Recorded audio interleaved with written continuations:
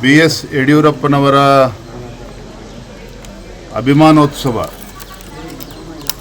ಮೇ 9ನೇ ತಾರೀಕು ಈಗಾಗಲೇ ನಿಗದಿಯಾಗಿರುವಂತಹ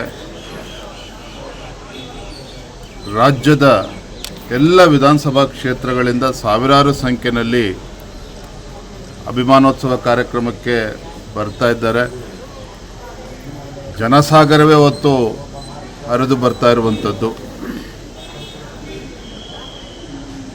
ದೇಶದ ಈ ಉಕ್ಕಿನ ಮನುಷ್ಯ ಎಂದೇ ಖ್ಯಾತಿಯಾಗಿರುವಂಥ ಅಮಿತ್ ಶಾಜಿಯವರ ಅಧ್ಯಕ್ಷತೆಯಲ್ಲಿ ನಾಡಿನ ಎಲ್ಲ ಹರಗುರು ಚರಮೂರ್ತಿಗಳ ಒಂದು ದಿವ್ಯ ಸಾನ್ನಿಧ್ಯದಲ್ಲಿ ಕಾರ್ಯಕ್ರಮ ಜರುಗ್ತಾ ಇದೆ. ನಿಜವಾಗ್ಲೂ ಕೂಡ ನಮಗೆ ರೋಮಾಂಚನ ಆಗ್ತಾ ಇರುವಂಥದ್ದು.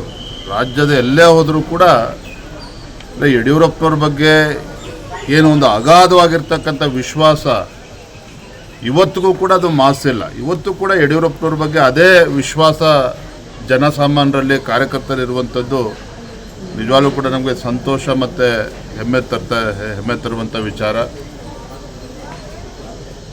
ರಾಜ್ಯದ ಮೂಲೆ ಮೂಲೆಗಳಿಂದ ಬರ್ತಾ ಇದ್ದಾರೆ ಜನರು. ಈಗಾಗಲೇ ತಮ್ಮ ಮಾಹಿತಿ ಸಿಕ್ಕಿರುವ ಹಾಗೆ 8ನೇ ತಾರೀಕು ಸಂಜೆ 5 ಗಂಟೆಗೆ ಪುರಪ್ರವೇಶ. ಯಡಿಯೂರಪ್ಪನವರು ಬೆಂಗಳೂರಿನಿಂದ ಚಿತ್ರದುರ್ಗಕ್ಕೆ ಬರ್ತಾರೆ. ಸಾವಿರಾರು ಸಂಖ್ಯೆಯಲ್ಲಿ ಅವತ್ತು ಕೂಡ ಅಭಿಮಾನಿಗಳಿರ್ತಾರೆ. ರಾಜ್ಯದ ಮೂಲೆ ಮೂಲೆಗಳಿಂದ ಕಲಾ ತಂಡಗಳು ಕೂಡ ಬರ್ತಾ ಇವೆ. ಒಟ್ಟಾರೆಯಾಗಿ ಹೇಳೋದಾದರೆ ಏನು ನಮ್ಮೆಲ್ಲ ಹಿರಿಯರು ಹೇಳ್ತಾ ಇದ್ರು, ಯಡಿಯೂರಪ್ಪನವರು ಅವರೊಬ್ಬರು ವ್ಯಕ್ತಿ ಅಲ್ಲ, ಅದೊಂದು ದೊಡ್ಡ ಶಕ್ತಿ ಅಂತ ಹೇಳ್ತಾ ಇದ್ರು. ಆ ಶಕ್ತಿ ಏನು ಅಂತೇಳಿ ನಮಗೂ ಕೂಡ ಅದು ಅರಿವಾಗಿ ಬನ್ನಿ ಕಲಿ.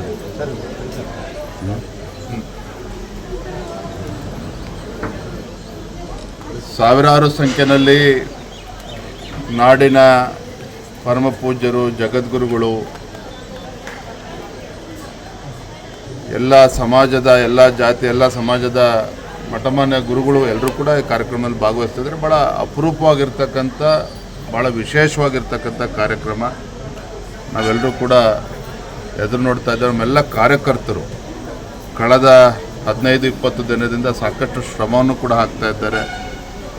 ನಿನ್ನೆ ಮೈಸೂರು ಪ್ರವಾಸ ಮುಗಿಸ್ಕೊಂಡು ಬೆಂಗಳೂರಿಗೆ ಬಂದಾಗ ತಂದೆಯವ್ರ ಜೊತೆಲಿ ಮಾತನಾಡ್ತಿದ್ದೆ. ಪಾಪ ಯಡಿಯೂರಪ್ಪ ನೋಡಿ ಅವ್ರು ಎಷ್ಟು ಕಾಳಜಿ ಅಂತ ಹೇಳಿದ್ರೆ, ಇಲ್ಲಪ್ಪ ನೀವು ರಾಜ್ಯದ ಮೂಲೆ ಮೂಲೆಗಳಿಂದ ಬಸ್ಸು ಕಾರುಗಳು ತೆಗೆದುಕೊಂಡು ಬರ್ತಾರೆ, ಎಲ್ರಿಗೂ ಮಾಹಿತಿ ಕೊಡಬೇಕು, ನಿಧಾನವಾಗಿ ಬರಬೇಕು, ಅವರೆಲ್ಲರೂ ಕೂಡ ಊಟ ಉಪಚಾರ ವ್ಯವಸ್ಥೆ ಸರಿಯಾದ ರೀತಿಯಲ್ಲಿ ಆಗಬೇಕು ಅಂದರೆ ಯಡಿಯೂರಪ್ಪನವರ ಕಾಳಜಿ ಏನು ಅನ್ನೋದು ಇದರಲ್ಲಿ ಅರ್ಥ ಆಗ್ತದೆ. ಮೊನ್ನೆನೂ ಕೂಡ ಅದನ್ನು ಆ ಮಾತನ್ನು ಹೇಳಿದರು, ನಿನ್ನೆನೂ ಕೂಡ ಅದೇ ಮಾತನ್ನು ಹೇಳ್ತಾಯಿದ್ರು.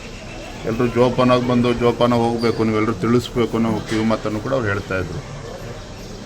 ಭಾಳ ಅಪರೂಪವಾಗಿರ್ತಕ್ಕಂಥ ಕಾರ್ಯಕ್ರಮ, ಭಾಳ ಯಶಸ್ವಿ ಆಗ್ತದೆ. ತಮ್ಮೆಲ್ಲರ ನಮ್ಮ ಮಾಧ್ಯಮದ ಸ್ನೇಹಿತರು ಕೂಡ ಸಂಪೂರ್ಣ ಬೆಂಬಲ ಇರಬೇಕು, ಸಹಕಾರ ಇರಬೇಕು ಅಂತೇಳಿ ಸಂದರ್ಭ